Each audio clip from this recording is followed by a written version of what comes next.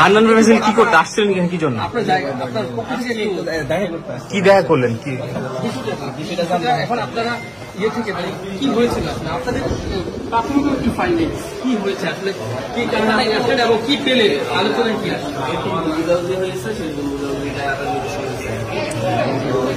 বিভিন্ন বাইরের বিভিন্ন গোষ্ঠী জড়িত আছে। আমরা যেটা দেখছি মানে আমাদের এই মানুষগুলাকে ব্যবহার করার চেষ্টা করতেছে।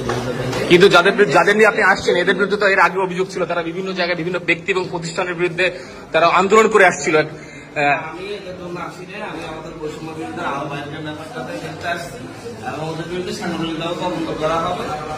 আর যাদের বিরুদ্ধে কথা বলছেন যে যারা বিভিন্ন আন্দোলন করছে ওদের বিরুদ্ধে রাষ্ট্রীয়ভাবে অ্যাকশন নেওয়া হবে। আমরা আমাদের কিন্তু আপনি তো এদেরকে ছাড়াই নিতে আসছেন, এই যাদের বিরুদ্ধে এখানে থানায় ধরে নিয়ে আসছিল আপনি তো তাদেরকে আসলে ব্যবহৃত হয়েছে, এদেরকে যারা ব্যবহার করছে তাদের বিরুদ্ধে 5 তারিখের পর থেকে এরা বিভিন্ন ব্যক্তি এবং প্রতিষ্ঠানের বিরুদ্ধে মানে আন্দোলন সংগ্রাম করে আসছিল এবং এটা নিয়ে আমি একটা সার্চসাইট মানে অনুসন্ধানী রিপোর্ট করেছি, আপনি দেখেছেন কিনা জানি না। আপনি সেই ব্যক্তিদেরকে কেন ছাড়াতে থানায় আসলেন? ইয়েস ইয়েস, ওরাও ছিল,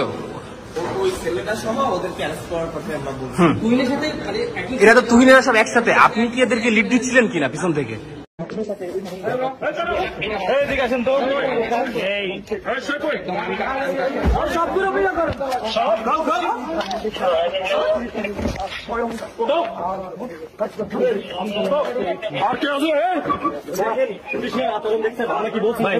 মামলা করতে যাবো, আমরা বলছি না মামলা করতে যাবো। মামলা করতে যাওয়ার কথা বলেও উনি আমাদেরকে এইভাবে আচরণ করে নিয়ে যাওয়াটা কিন্তু ঠিক করতেছিল।